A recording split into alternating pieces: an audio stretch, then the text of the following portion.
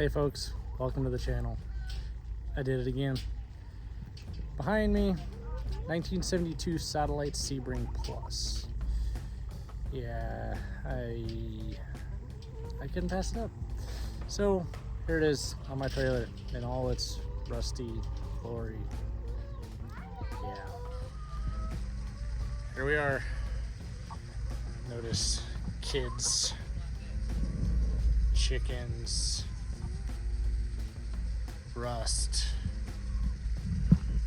We have weight reduction, but it's basically a complete 72 Satellite Sebring Plus with 318 power. Yeah. So my initial quick inspection shows I've got a lot of work ahead of me. So while this car is complete, and I did buy it from the original owner, which was kind of cool, well, yeah, there's some holes.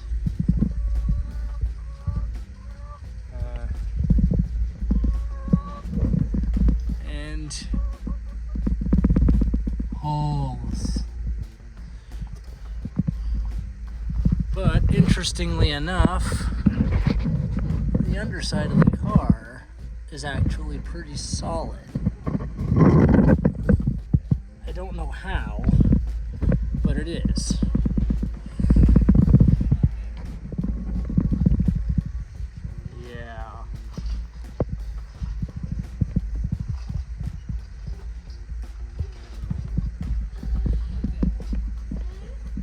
So the story goes, this was a running, driving car up until the mid to early 90s, and it was parked due to a power steering issue, supposedly. During the time that it was parked since, it had a tree fall on it. Yeah, I've got another one that a tree fell on. So you can see it's hit here pretty hard, and broke the back window out when it did so, because it sort of deformed the window opening, and had a vinyl top. So yeah, vinyl top problems. Inside we have the nice rally style dash. We've got bucket seats with the buddy seat. Automatic on the column, nothing special there. Got heaps of extra parts and parts from this. Yeah, and it reeks of mold and mildew and Lord knows what else, and yeah, stuck. Coming around the back, she's a little banged up, but intact. Supposedly this was done when the owner tried to pull the car with the tow hitch, and looking underneath, the tow hitch pulled through the frame. Yeah, maybe rust, maybe bad install because it's right next to that hole. Either way, less than ideal. In the trunk, we have heaps of spare parts. This is the wrecked front valance off of the car. Story goes, his wife was driving it on some icy roads and lost control and slid into another car and wiped out the front. And so it did the valance in, and the bumper broke the grille and did the upper hood valance between the hood and the bumper. header panel, excuse me, not balance. So those 3 items were replaced, but the rest of the car is original. You can't really see it, but the trunk is surprisingly very solid. There's a couple of pinholes, but there's no big gaping holes or issues with it. So it's kind of remarkable. Around this side, yeah, that's some ugliness. More ugliness and ugliness. Yeah. Rockers, pretty decent. Ugly. In here is actually fairly solid, unlike the other side. A little bit of rust there.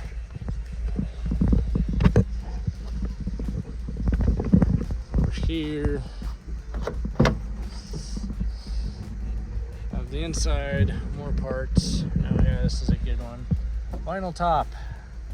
Bubblage. Yeah, that, there's some severe rust there. There's more bubbles showing along here. Down here, obviously holes. So, yeah. Why do I continue to bring garbage home? Back inside. Yeah, it's rusty, but there's no real holes over there. Passenger is mostly the same way. Holes right there. And I haven't really gotten under the rear footwell yet, but I think I saw from the underside there's some issues there. Over here, the door jamb, yeah, problem, and blowout, and questionable, and yeah, definitely some issue there. Why did I buy this? So we're back around to the engine compartment. 318 in here has been swapped to 4-barrel intake with vintage Edelbrock, and we have fixed death fan and rust problems, yuck. Yeah. So, given the condition of the car, I'm going to do the right thing and see if it runs. Probably not.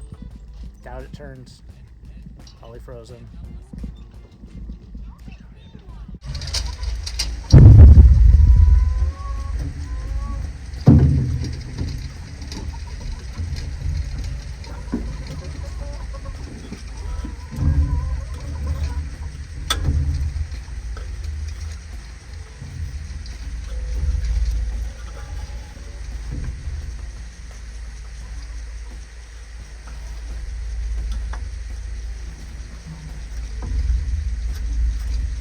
Oh, we had movement.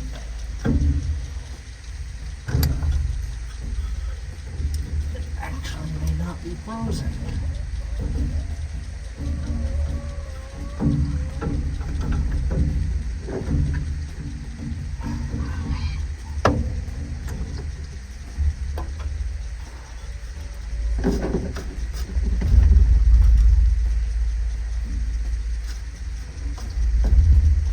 Holy Moses. This actually might work. Checked this earlier, but just so you all can see. Yeah. Dipsticks. Still got clean oil in it, not showing signs of moisture inside, which is amazing. So we actually might stand a shot of getting this thing to fire up. Some of the other nice things in this engine compartment. Check out that negative cable. That's a quality piece right there.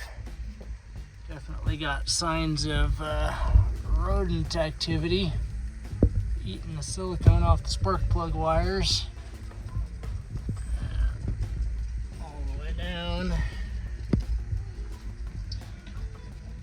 Check out this. I mean, even the factory washer reservoir is here and intact and not broken.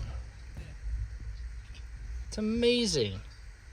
Never mind that. But this is here. I mean, that, whatever. Battery tray, yeah, rusted. We knew that. Rust.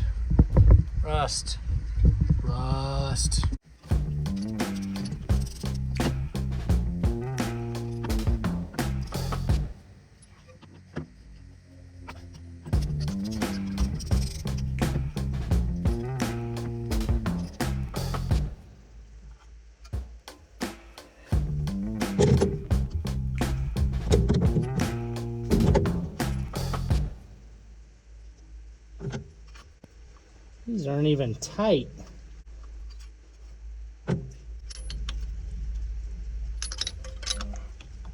Those ones are.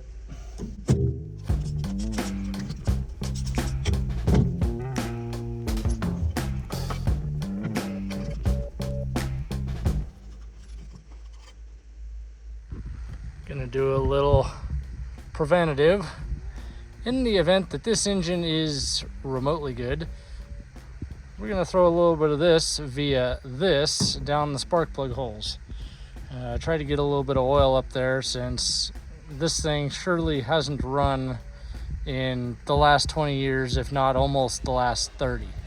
So chances of there being oil in those cylinders where it needs it, where parts are gonna start sliding up and down, is very slim. So we're gonna go ahead and put some of this up top, get the top end at least somewhat lubricated before we even try to get this thing turning anymore.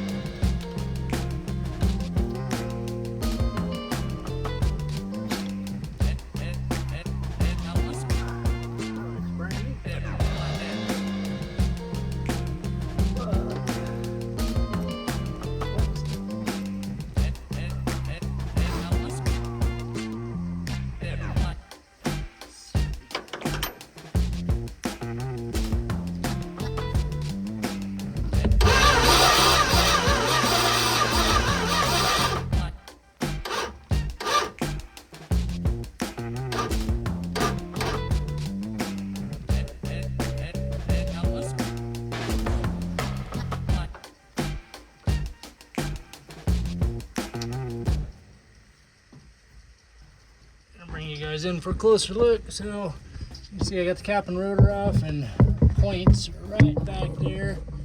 Now we should be seeing a little spark of action right between these two contacts, right in there. But we're getting nothing, so we got something dead along the way. So one problem I noticed here, everything I've ever worked on has the wire that goes to the distributor, like this wire right here. Yeah, it's gone right there to the distributor, to there. Every time I work on something, that's on the negative side of the coil, not the positive. Meanwhile, that wire from power going to the negative side. It pulled the old coil off. It was in really bad shape. One of the studs broke off when I was trying to loosen it. I instead found this coil already set up with ballast resistor. So I went ahead and bypassed everything on the car, on the firewall, jumpered right from there over to battery. And yeah, now we have spark. So we're gonna see if maybe the spark plugs will do their spark plug thing. And if they do, maybe this thing will make some noise here shortly.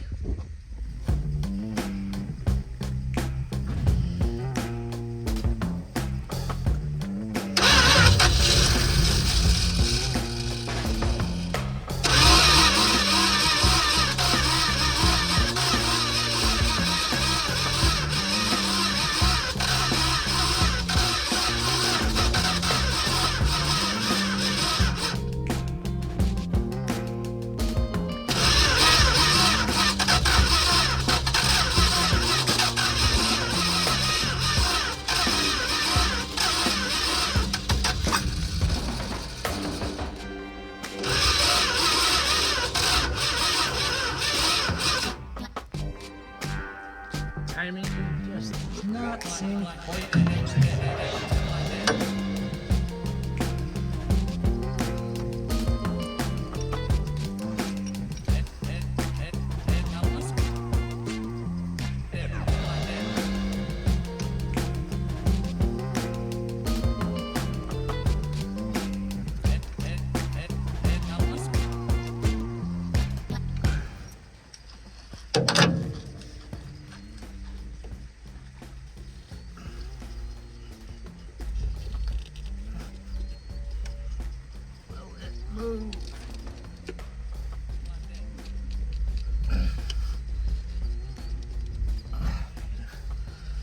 Negative, it will not.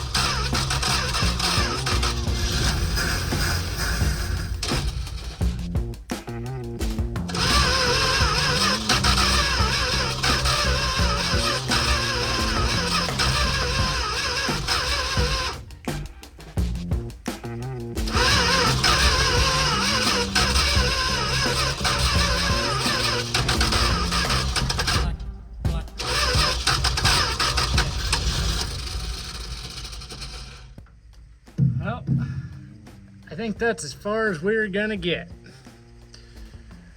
We got it to make some noise. Yeah, I'm about out of battery. I'm gonna have to throw this battery back on charger for the night, and we'll try to tackle it again later. All right, so I got a quick clack fuel pump hooked up, and yeah, I couldn't just leave it alone. I had to give it a try, so I'm gonna go at it again. See if we can make this thing really make some noise.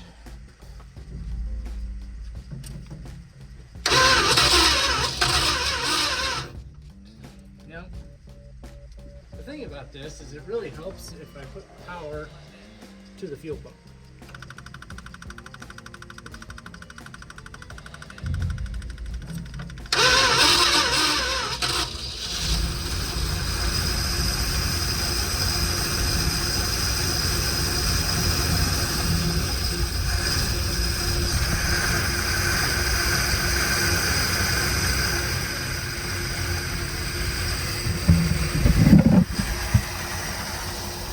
That.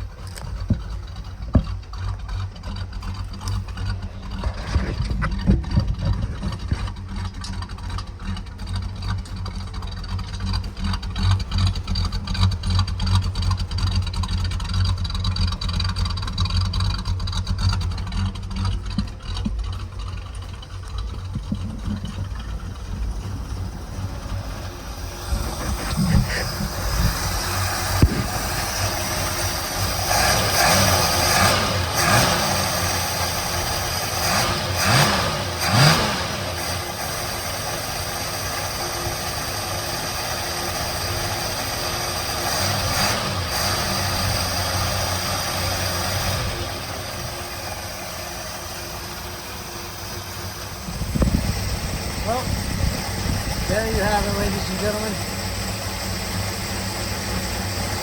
Hasn't run in at least 20 years. Maybe 25? Maybe 28. It's idling. Not even spewing gas out of the carburetor. That's cool. Better shut it down. Yeah, and then there's that. All right, so with the aid of my handy dandy trailer car lift, I was able to sneak under this thing and show you what we got going on down here. Seems like the trans cooler line has been spliced with a piece of rubber hose that is completely rotten, and it is just puking ATF right there. Furthermore, looking at the forward cooler line, yeah, that guy, yeah, it's been kind of twisted up and wadded up on previous removal attempts or something of that nature. So yeah, that's not so good. That's going to severely hamper flow.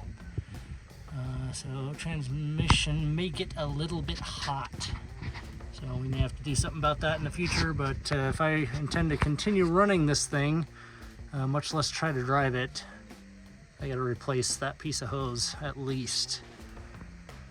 Well, on further inspection, while I got you guys under here, you can see the overall condition here. Frame rails are pretty solid. There's not that heavy pitting type of rust. It's just kind of that light-ish surface type rust. This is a Washington car, granted sort of Western Washington, hence the rust that it does have. So it's not like a rust belt car, although this particular one did spend a brief amount of time in Illinois. The guy I got it from was in the Air Force and was stationed there for a time being. An interesting story he told me, this car was actually stolen in 1973 and recovered only because it only had a little bit of gas in it, and the thieves ran it out of gas and left it. So that was kind of an interesting tidbit. Anyhow, back here, yeah, that's about the worst of the floor. And it's right under the seat, so right at the back edge of the seat. So definitely going to need a floor pan given that spot. The rear floor pan, definitely. That side is actually surprisingly solid in the back, although if you remember, it had some holes up in the footwell on the front. So otherwise, the torsion bar cross member is still nice and solid, not any severe issues going on either side. He did say that he had an exhaust put on this thing just before he parked it. So this dual exhaust system was new circa early 90s. This thing was last registered in 94, I think it expired. So yeah, brand new. Looking a little further back here, noticed this. That's the forward leaf spring perch, and it's been nailed right there. And it's actually kind of torn and obviously pulled off of the frame rail. So that took a pretty sizable hit once upon a time.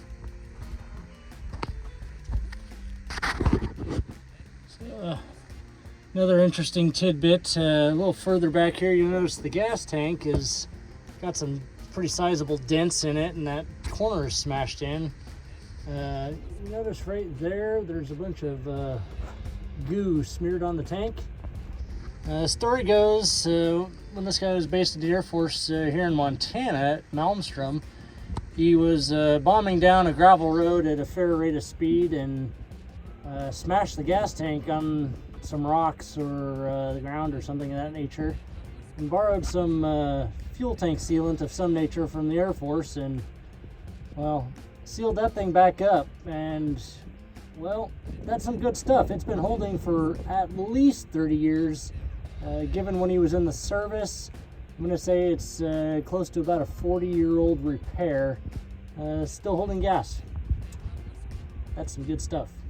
A little bit above that, I was just noticing, apparently we've got air shockage.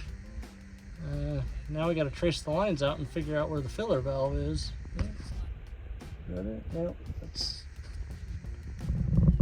Hey everyone, it is the next day, and done some more fiddling with the satellite here, and went ahead and found and fixed that transmission leak.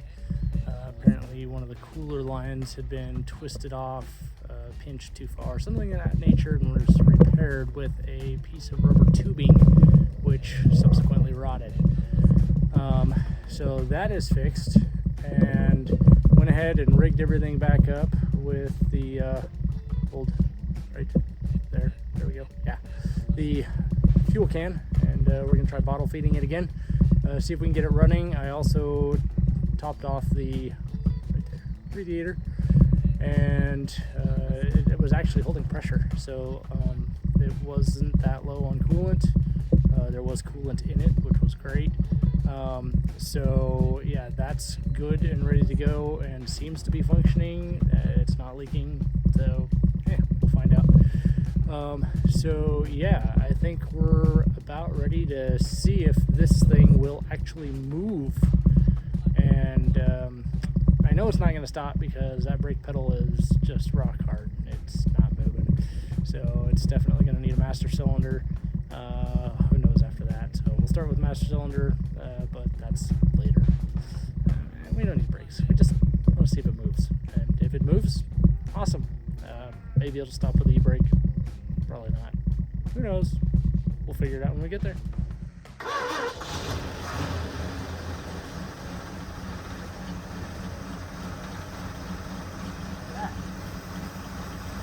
Fired right up.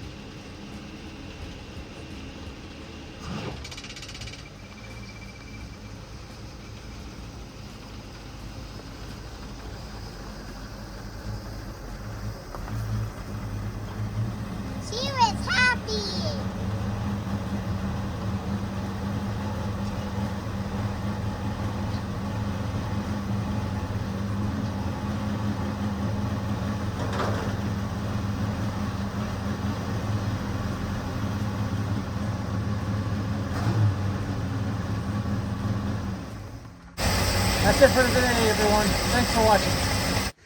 Hey everyone, if you like this video, go ahead and hit that like button. If you want to see more, push the subscribe if you would. Helps me out, helps the channel out, helps me bring you more great content much more regularly. And if there's anything you think I need to change, do differently, you want to see more of, see less of, go ahead and comment down below and let me know what you think. Until next time, thanks for watching.